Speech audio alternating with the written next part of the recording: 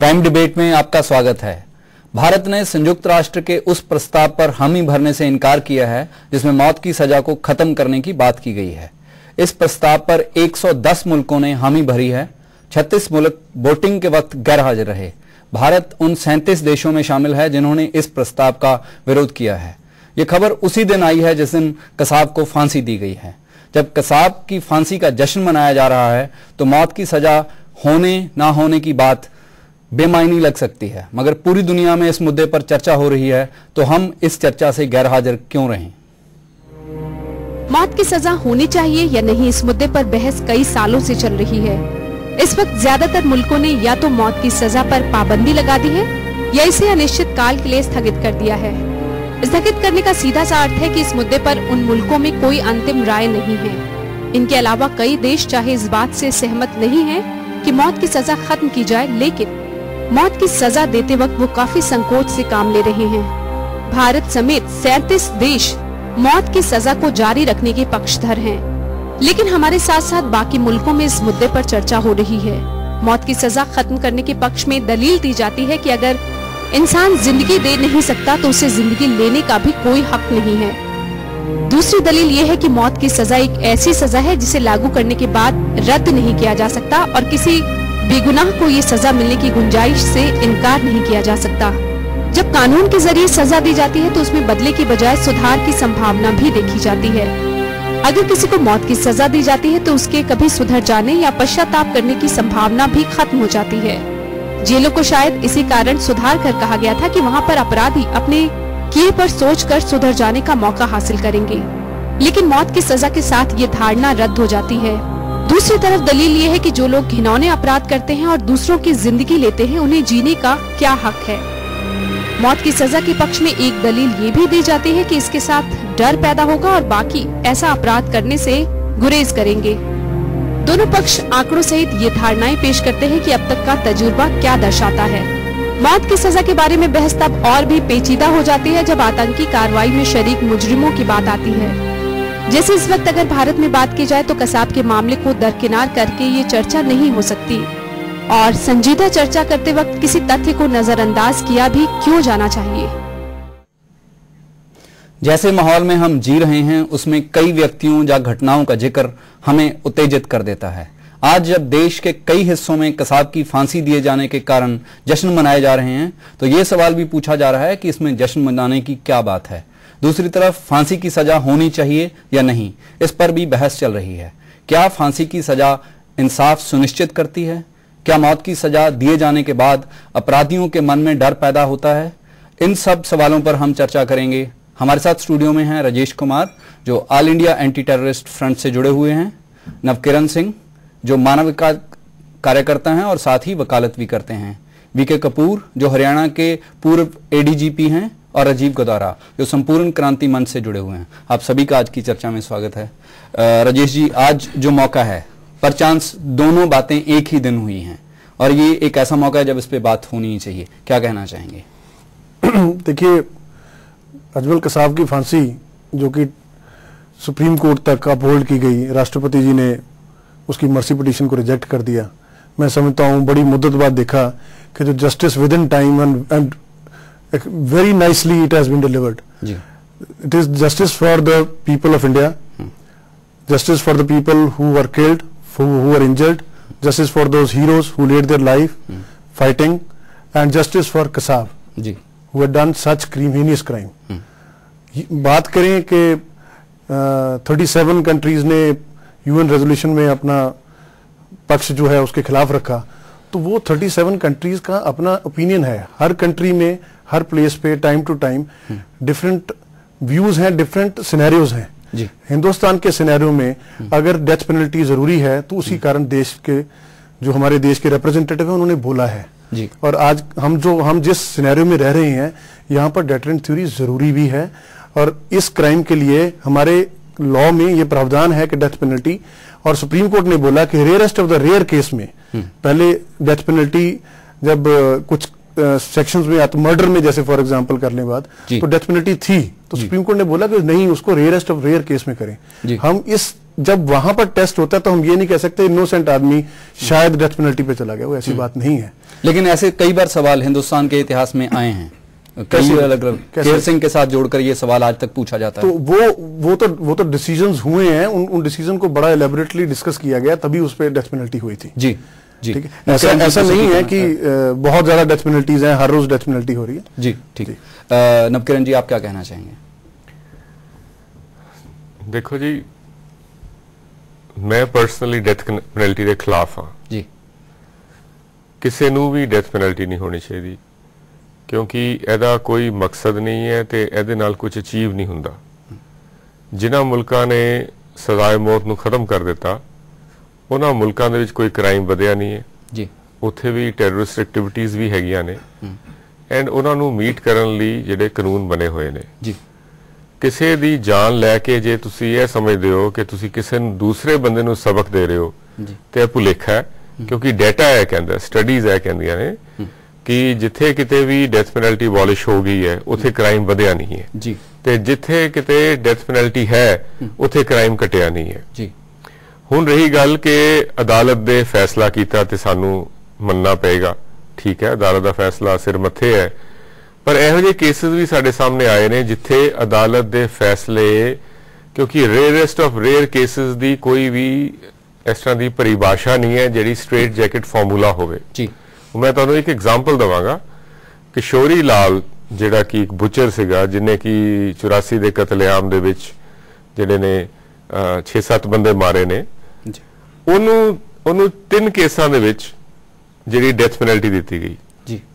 तीनों केसां च death penalty नू सुप्रीम कोर्ट ने कन्वर्ट कर दिता लाइफ इंप्रिजनमेंट विच।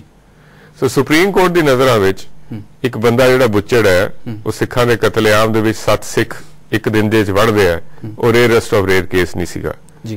सो जिथे साडे कोल इस तरह का कानून हैगा कि एक जज दी विशेष मुताबिक रेयरेस्ट ऑफ रेयर केसेस केड़ा है केड़ा नहीं है बना दिता जाता है जी। या जिवें दारा सिंह दा केस है जिन्हें ग्राहम स्टेन्स नू जिहड़ा साड़िया ते ओहदे बच्चिਆਂ ਨੂੰ साड़िया, अगर सी जजमेंट पढ़ोगे तो जज साहब की लिखते हैं कि उन्हें धार्मिक भावनावां नू ओहदे ठेस लगी क्योंकि वो कन्वर्ट करा रहा सी दलित्स नू क्रिश्चियंस विच, ते इस करके उन्हें मारिया, ते इस करके इहनू जिहड़ी सजाए मौत नहीं दी जानी। किन्नी वाहियात जी। थोड़ा बिल्कुल स्पष्ट हो गया। कपूर साहब, पुलिस जब हम अपने देश के जस्टिस सिस्टम की बात करते हैं उसमें इम्पोर्टेंट एक रोल प्ले करती है। That's right. तो फांसी की सजा होनी चाहिए या नहीं होनी चाहिए, पुलिस के पर्सपेक्टिव से वो कितना इम्पोर्टेंट? फांसी की सजा जरूर होनी चाहिए। It is a deterrent and it has a effect. और फांसी की सजा मैं तो कहता हूं रेयरेस्ट ऑफ द रेयर तो है, but it has to be, the field should be extended, you know, क्योंकि बेसिकली ये जो हमारा माइंडसेट है ना इस सारे रीजन का, from its feudal, ethnic and tribal, तो इसमें इस माइंडसेट को मीट करने के लिए you have to have this punishment. जब हम मॉडर्निटी की, जब आज के दौर में हम बात करते हैं तो हम माइंडसेट के अकॉर्डिंग नहीं बल्कि माइंडसेट को आगे कैसे बदला जा सकता है, कैसे और मॉडर्नाइज किया जा सकता है। Modernising one thing, but deterrent has to be there. Policing, what is policing? Policing तो यही है ना, कुछ भी हो आप, ठीक है, टेक्नोलॉजी आ गई, सारी चीजें आ गई, but human being is the same. अब उसने बुरी तरह से मार दिया, उसको क्या करें? एविडेंस है, everything is there, so it is good thing. मैं ये नहीं कहता किसी जज ने क्या opinion, that is okay, but otherwise on matter of principle it has to be there, and I if left to me I will extend the sphere of hanging. Kapoor साहब, आपने कहा कि वो डेटरेंट इम्पैक्ट उसका है बिल्कुल, लेकिन अगर आज का कसाब के रेफरेंस से बात देखी जाए तो आज ही वो सारी बातें आ रही हैं कि वो कुछ लोगों के लिए नायक बन के पेश आएगा और बहुत सारे लोग उसी रास्ते जाना चाहेंगे। नहीं, कोई जाना नहीं चाहेगा। ये तो वो ऐसा ना कि आपने ये जो बात कह रहे हैं कि वो तो you know they are basically उनका माइंडसेट बदलते हैं, उनको वो गलत ट्रेनिंग देते हैं, that sort of a thing. You see basically वो कसाब तो बच्चा सा था, we put it on that wrong track. वो तो कहीं भी हमने हर जगह देखा है जहां पे होता है आइडियोलॉजिकल, जिसको हम बोलते हैं। अगर एक बच्चे को आइडियोलॉजिकल संवर्षण, ये भी एक सवाल इस बहस में आया है कि 13 साल के एक बच्चे को आप आइडियोलॉजिकली मोटिवेट करते हैं, उसको जन्नत का, उसको हूरों का नजारा दिखाते हैं, तो उसके साथ कहीं ना कहीं थोड़ा सा ढील बरतनी चाहिए। उसका ये है कि जब आप फांसी, तो बाकियों को समझ आती है कि ये नहीं है, ये हूरे वगैरह नहीं है ये, तो वहां पे ये तो ठीक है ना, ideological subversion is the worst part of it. वो बच्चा है 14-15 साल का, वो हमने यहाँ भी देखा, कई मूवमेंट्स में मैंने देखा ऐसे police officer have dealt with, तो उनके लिए तो ठीक है, हमारा कुछ नहीं है, we are neither for him nor against him, but he has committed a crime, he has to be punished जी। तो इसमें तो कोई मतलब ही नहीं है मर्सी का। सो आई फील कि it should be there and it should stay there and it has a deterrent effect and it should be, in fact the sphere of hanging should be extended. जी राजीव, आप क्या कहना चाहेंगे? मुझे एक तो मूलतः ही लगता है कि किसी भी आदमी को सजा का जो दायरा है, वो जो डर और प्रतिरोध, जो एकदम डेटरेंस का जो आर्गुमेंट है, वो बहुत ही खोखला आर्गुमेंट मुझे लगता है। एक सेंस में इसलिए भी लगता है, जैसे कसाब का जिस तरह पूरा केस दिखाया गया है, उस दिशा में जब आदमी बंदूक कंधे पे ताने और मैदान में उतरता है और लोगों को मारने चलता है, तब कई लोग मारे जाते हैं और वो पहले से तैयार है कि मारा जाएगा। जो इस तरह के स्टेप उठाते हैं उनके लिए तो डर और डेटरेंस, जो मरने के लिए आया है उसको आप जो आया ही है, तो आप डेटरेंस का आर्गुमेंट किसके लिए पैदा कर रहे हैं? एक नहीं पता नहीं किसके लिए, पर दूसरा, जब आप ये कह रहे हैं कि बच्चा है और वो बच्चा है तो उसको इस तरफ ले जाया गया, फिर एक बच्चे का जो जिसके लिए आप लगातार कहते हैं कि उसको तो आप सुविधा देंगे, उसको इस बात का बेनिफिट ऑफ डाउट देंगे, उसको आप सजा इसलिए दे रहे हैं, उसको इसलिए जिंदगी ले रहे हैं कि दूसरों को संदेश जाएगा। और फिर ये संदेश देने का जो परिभाषा है, जो तरीका है, ये लंबे समय से लगातार अपनाया गया। देश के लिए लड़ने वाले लोगों के सजा देकर भी ये कोशिश की गई कि लोग देश के लड़ने के लिए उस मैदान पे ना उतरे, अपराध करने वालों के लिए भी की गई। तो इसलिए किस तरह इसको कहीं कैटेगराइज किया जाएगा, एक बड़े फॉर्मूले में रख लिया जाएगा, ये एक मुझे बड़ा सवाल लगता है। कि सिंपल एक बात कह देना कि डर पैदा होगा, डर किसके मन में क्या पैदा होगा? जब लगातार हम इतने केसों को देख रहे हैं, जहां हमारी न्यायिक व्यवस्था डगमगा रही हो, जहां पूरी पुलिस व्यवस्था जो है धड़ाम करके धरातल पर गिर रही हो, कितने अपराधियों को छोड़ देंगे, किन अपराधियों को झूठा फंसा देंगे, उस पूरी व्यवस्था को बनाए रखते हुए अब डर की बात करने जा रहे हैं, मुझे समझ में नहीं आता।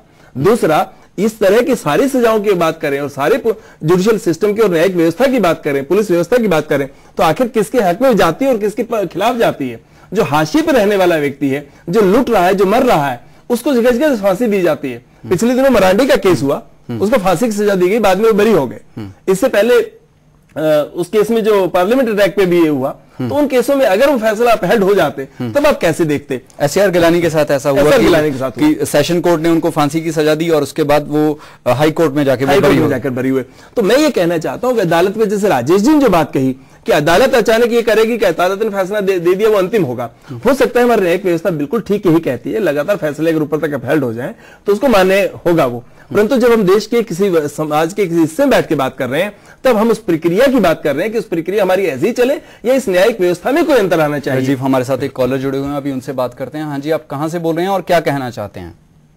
हाँ जी सर, मैं गुरमीत सिंह बोल रहा हूँ जी, पंजाब लेबर पार्टी का प्रधान। हाँ जी बोलिए। डिस्ट्रिक्ट मुक्तसर से। हाँ जी बोलिए। सर, बेनती थी, ये जो भारत सरकार ने ये जो अभी यूएनओ के अंदर अपने 37 मुल्कों की आप जो बात कर रहे थे सर, ये वापस लिया मतलब फैसला जी। हमारे मुल्क आजाद मुल्क तो जरूर है जी हमारे, पर यहाँ गुलामों वाली मानसिकता के साथ मतलब हमारे जो अल्पसंख्यक वर्ग के लोग हैं जी, भले वो मुस्लिम कम्युनिटी से हों और भले वो सिख कम्युनिटी से हो, उनके साथ जी। गुरमीत जी, आज हम जो बात कर रहे हैं वो इस मुद्दे पे बात कर रहे हैं कि हमारे मुल्क में फांसी की सजा होनी चाहिए या नहीं होनी चाहिए। एक्चुअल में नहीं होनी चाहिए, पर हमारे जो माइनॉरिटीज है के संबंधित जो लोग है ना, उनको ही फांसी दी जा रही है हमारे इस मुल्क में सर। हाँ जी, ये भी एक बात बार बार इस बहस में आती है। आप हमारे साथ जुड़े, आपका धन्यवाद। एक और कॉलर हमारे साथ जुड़े हुए हैं। हाँ जी, आप क्या कहना चाहते हैं और कहाँ से बोल रहे हैं?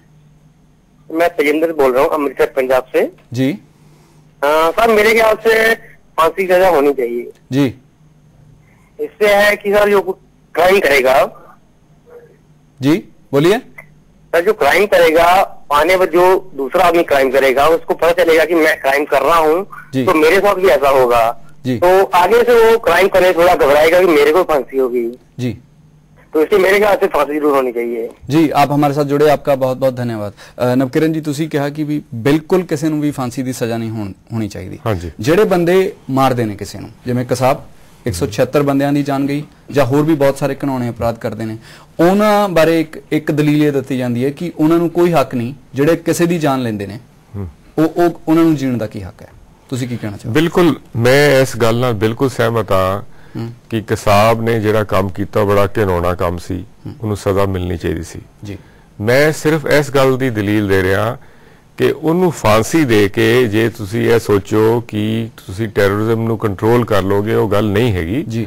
यह साडा एक खोखला एक सुपना हैगा ਇੱਕ ਅਕਿਊਜ਼ ਨੂੰ ਫਾਂਸੀ ਦੇ ਕੇ ਦੂਸਰੇ ਅਕਿਊਜ਼ ਨੂੰ ਜਿਹੜਾ ਹੈਗਾ ਬਿਲਕੁਲ ਤੁਸੀਂ ਕੋਈ ਸਬਕ ਨਹੀਂ ਦਿੰਦੇ। ਇਹ ਡਾਟਾ ਬੋਲਦਾ ਜੀ, ਇਹ ਸਟੱਡੀਜ਼ ਹੋ ਚੁੱਕੀਆਂ ਨੇ, ਸਟੱਡੀਜ਼ ਪ੍ਰੂਵ ਕਰ ਚੁੱਕੀਆਂ ਨੇ ਵੀ ਇਹਦਾ ਕੋਈ ਤੱਥ ਨਹੀਂ ਹੈ।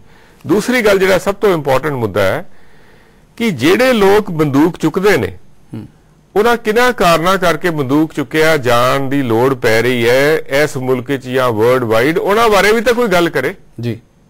ਜਿਨ੍ਹਾਂ ਦੇ ਹੱਕਾਂ ਦੀ ਰਾਖੀ ਨਹੀਂ ਹੋ ਰਹੀ, ਜਿਨ੍ਹਾਂ ਨੂੰ ਕੋਈ ਸੁਣਦਾ ਨਹੀਂ ਪਿਆ, ਜਿਹੜੇ ਆਵਾਜ਼ ਆਪਣੀ ਕੋਈ ਮੂੰਹ ਖੋਲਦੇ ਨੇ ਤੇ ਕਿਸੇ ਨੂੰ ਸੈਡੀਸ਼ਨ ਦਾ ਚਾਰਜ ਲਗਾ ਕੇ ਅੰਦਰ ਭੇਜ ਦਿੱਤਾ ਜਾਂਦਾ, ਕਿਸੇ ਨੂੰ ਕਿਸੇ ਚਾਰਜ ਲਗਾ ਕੇ ਅੰਦਰ ਭੇਜ ਦਿੱਤਾ ਜਾਂਦਾ ਹੈ। ਕੁੱਲ ਮਿਲਾ ਕੇ ਇਹ ਹੈ ਕਿ ਜਿਹੜਾ ਵਲਨਰੇਬਲ ਸੈਕਸ਼ਨ ਹੈ ਉਸ ਕਿਸਮ ਦੀ ਵਾਇਲੈਂਸ ਦੇ ਵਿੱਚ ਜਾ ਰਿਹਾ ਹੈ, ਉਹਨੂੰ ਵੀ ਐਡਰੈਸ ਕੀਤਾ ਕਦੀ ਕਿਸੇ ਅਮੀਰ ਨੂੰ ਵੀ ਦੇਖਿਆ ਆਪਾਂ ਇਸ ਮੁਲਕ 'ਚ ਫਾਂਸੀ ਲੱਗਦੇ ਆ ਜੀ। ਇਸ ਮੁੱਦੇ ਦੇ ਉੱਤੇ ਆਪਾਂ ਤੁਹਾਡਾ ਜਿਹੜਾ ਇਹ ਮੁੱਦਾ ਹੈ ਬਹੁਤ ਇੰਪੋਰਟੈਂਟ ਹੈ, ਇਸ ਦੇ ਉੱਤੇ ਆਪਾਂ ਗੱਲ ਕਰਾਂਗੇ, ਪਰ ਹੁਣ ਵੇਲਾ ਹੋ ਗਿਆ ਇੱਕ ਛੋਟੇ ਜਿਹੇ ਬ੍ਰੇਕ ਦਾ।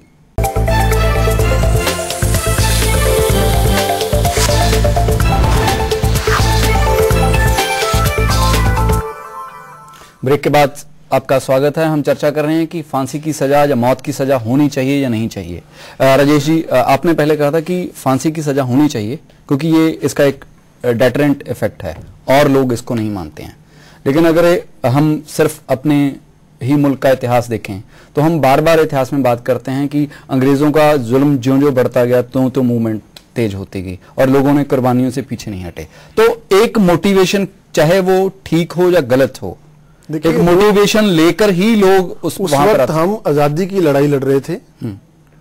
जब हम लड़ाई लड़ रहे थे आजादी के लिए तो अंग्रेज जुल्म कर रहे थे जी, तो उनका जुल्म के खिलाफ हम और लड़ते रहे जी, ये अलग बात है। मैं जो बात कह रहा हूं एडमिनिस्ट्रेशन ऑफ जस्टिस है। जो भी यहाँ पर बंदूक लेके आकर कुछ भी करने आ रहा है, कसाब का केस हो या और लोगों का केस हो, उनके पीछे जो मोटिवेशन है वो हमें पसंद हो या ना पसंद। हम लोग रिसेंटली देख रहे हैं ऑनर किलिंग, उसमें तो कोई बंदूक की बात नहीं है, उसमें सुप्रीम कोर्ट ने बोला रेयरेस्ट ऑफ रेयर केस, लेकिन इसके बाद ऑनर किलिंग हमारे देश में कम नहीं हो गई है। देखिए जब अभी तक तो उनको डेथ पेनल्टी लगी नहीं ना जी, अभी लगे। जब जितना हमारा समाज उसके खिलाफ बोला है, जितना जुडिशरी उसके खिलाफ चली है, उतना उनमें रुकाव भी हुआ है। पहले खाप पंचायत उसको जस्टिफाई करती थी, अब उनका रुख भी चेंज हुआ है जी। तो हम लोग बात करें, हमने तो आपको उसमें जो इम्पोर्टेंट फैक्टर लगता है वो ये लगता है कि क्योंकि अदालत ने ये फांसी की सजा दी है तो इसलिए खाप पंचायतों की सोच में तब्दीली आई है। This is what you are trying to say. अदालत जो जस्टिस डिलीवरेंस है, हमें इनफैक्ट जो हम डिबेट कर रहे हैं, हम अदालत की जस्टिस डिलीवरेंस को भी क्वेश्चन कर रहे हैं कहीं ना कहीं। जो अदालत के पास जो लेजिस्लेचर ने बना के दिया है कि हम इसकी पनिशमेंट ये है, इसकी पनिशमेंट ये है, वो इंटरप्रेट कर रहा है, ठीक है ना। तो जब मर्डर में उस रेयरेस्ट ऑफ रेयर केस में अदालत ने बोला है कि इनको सजा फांसी की मिलनी चाहिए।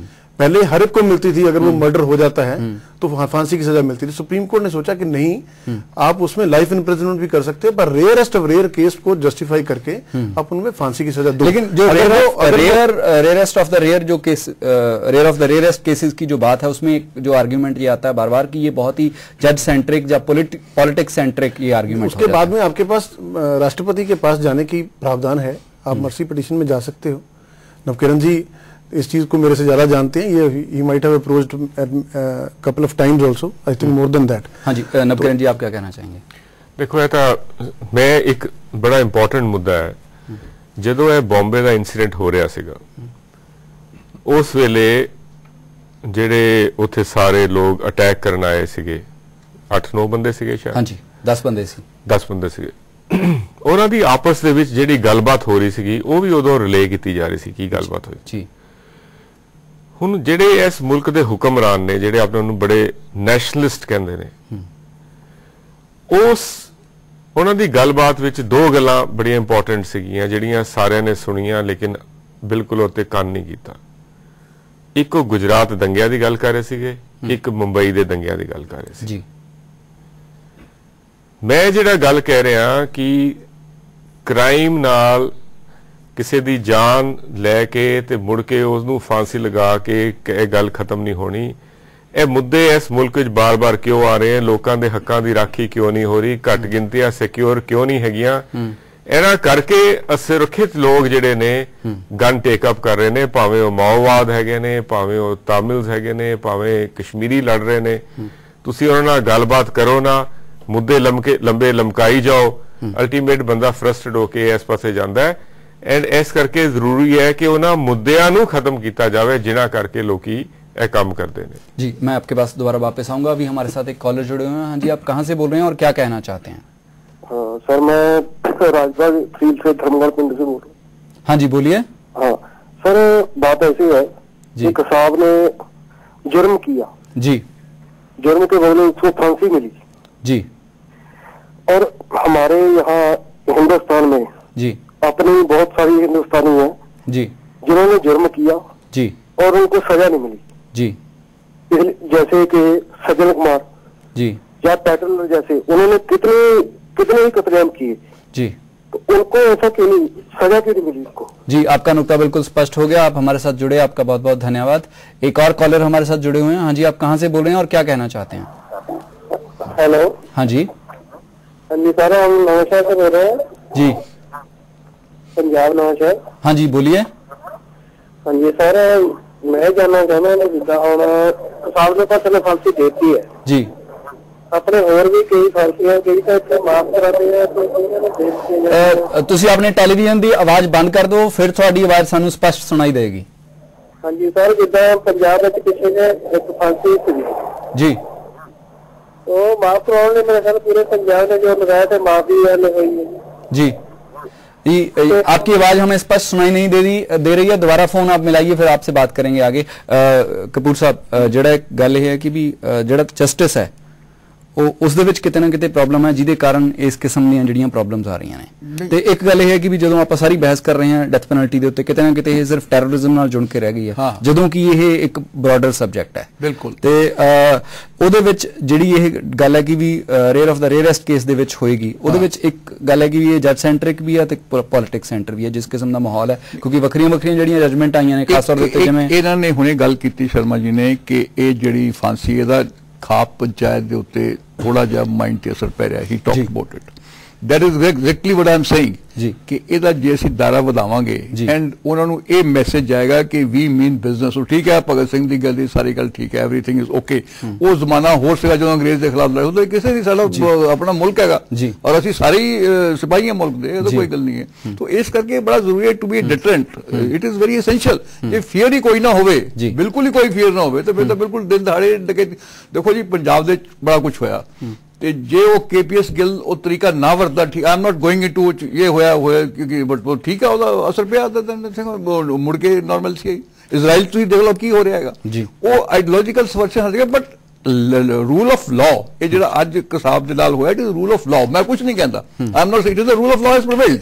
ਵੀ ਉਹਨੇ ਬੰਦੇ ਮਾਰੇ ਸੀਗੇ, ਗਵਾਹੀਆਂ ਹੋਈਆਂ ਔਰ ਉਹਨੇ ਸਾਰਾ ਕਰ ਲਿਆ। ਉੱਥੇ ਤਾਂ ਗਿਆ ਪ੍ਰੈਜ਼ੀਡੈਂਟ ਤੇ ਗਿਆ, ਸਾਰਿਆਂ ਨੇ ਐਂਡ ਦੇ applied there mind, sorry court ਨੇ ਅਪਲਾਈ ਮਾਈਂਡ ਕੀਤਾ, ਪ੍ਰੈਜ਼ੀਡੈਂਟ ਨੇ ਅਪਲਾਈ ਮਾਈਂਡ ਕੀਤਾ, ਫਿਰ ਫੈਸਲਾ ਦਿੱਤਾ ਕਿ ਹਾਂ ਵੀ ਇਹਨੂੰ ਫਾਂਸੀ ਦਿੱਤੀ ਜਾਏ। ਕਪੂਰ ਸਾਹਿਬ, ਜਿਹੜੇ ਦੋਨੇ ਮਸਲੇ ਨੇ ਜਿਨ੍ਹਾਂ ਦਾ ਤੁਸੀਂ ਹਵਾਲਾ ਦਿੱਤਾ, ਪੰਜਾਬ ਦੇ ਵਿੱਚ ਮਸਲਾ ਦੁਬਾਰਾ ਬਾਰ-ਬਾਰ ਉੱਭਰ ਕੇ ਆਉਂਦਾ ਤੇ ਬਾਰ-ਬਾਰ ਉਹਨੂੰ ਡਿਸਕਸ ਕਰਨਾ ਪੈਂਦਾ। ਉਹਦੇ ਵਿੱਚ ਬਹੁਤ ਸਾਰੇ ਮੁੱਦੇ ਨੇ, ਹਿਊਮਨ ਰਾਈਟਸ ਦੀਆਂ ਵਾਇਲੇਸ਼ਨ ਤੋਂ ਲੈ ਕੇ ਅਣਪਛਾਤੀਆਂ ਲਾਸ਼ਾਂ ਦੇ ਮਸਲੇ ਨੇ।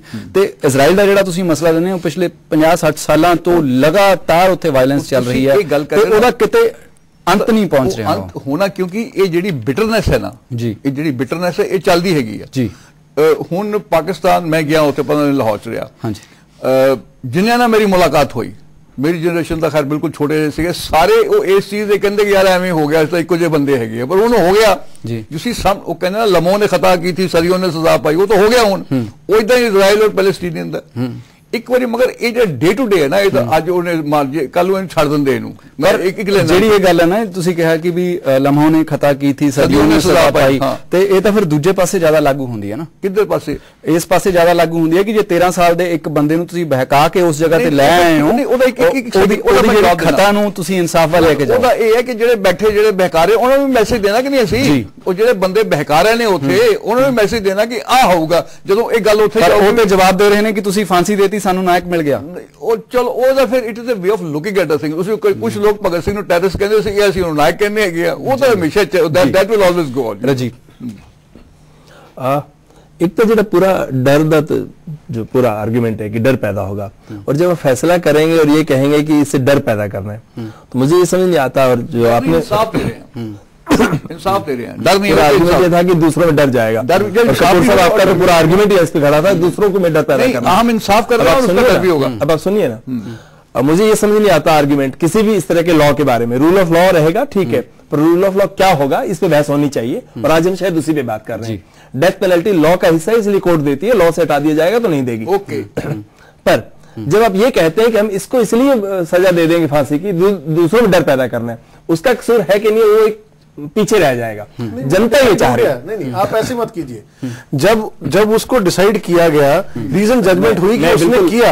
राजेश जी, देखिए आप उसको डिबेट मत करिए। मैं जिस तरह कह रहा हूँ उसको सुनिए, और मैं किस तरफ जाऊंगा वो थोड़ी छूट नहीं, आप ये मत कहिए। उसका डिसीजन हुआ, रीजन जजमेंट हुई, तभी उनको पनिशमेंट। राजेश जी, आप आर्ग्यूमेंट सुनते हैं, फिर आगे बात। मेरी बात कहने को मैं ये कहना चाह रहा हूँ, जब आपका आर्ग्यूमेंट ये आता है कि अब किसी को फांसी की सजा इसलिए दी जाएगी कि दूसरों में डर पैदा होगा, तो किसी को डर पैदा करने के लिए अब बोलने दीजिए ना। देखिए, आप बात मत करिए, उसको ही इज कन्विक्ट, इस डेथ पेनल्टी। क्या आज हम कसाब को फांसी की सिर्फ बात कर रहे हैं कि डेथ पेनल्टी की बात? नहीं, डेथ पेनल्टी की बात कर। यहाँ पर कितनी जी, मुझे लगता है कि एक बार उनको आप उनका आर्ग्यूमेंट कंप्लीट होने दीजिए, फिर आप रिस्पॉन्ड कीजिए। ये बहुत अनडेमोक्रेटिक तरीका है, और बात कीजिए, हमारे पास टाइम कम हो रहा है। मैं ये कह रहा हूं कि जब आप डर पैदा करने के लिए किसी एक को सजा देंगे, उससे बड़ा खतरनाक रूल ऑफ लॉ हो नहीं सकता। अगर ये रूल ऑफ लॉ है तो मैं कहता हूं कि ऐसे कानून का रूल नहीं होना चाहिए। आप जिसने जो सजा अपराध किया है उसकी सजा तय कीजिए, और पूरा डर का जो सिद्धांत है डर पैदा करने का, डेटरेंस का, वो तो ये नहीं कहता कि आप उसकी सजा दे रहे हैं, आप किसी एक को चुन रहे हैं। रेयरेस्ट केस क्या है? किसी एक को चुन लिया। हमने चुना नहीं, आप गलत जा रहे हैं। फांसी की सजा भी आप नहीं चुना ना, आप तो फांसी की सजा किसको देने वाले हैं? ये कोर्ट चुन रही है। राजेश कपूर साहब, मुझे लगता है कि ये ऐसा मुद्दा है जिसके ऊपर लगातार बात होनी चाहिए, और उसके इस एक प्रोग्राम में इसका फैसला नहीं किया जा सकता। आप इस बहस में हमारे साथ शामिल हुए, आपका बहुत बहुत धन्यवाद।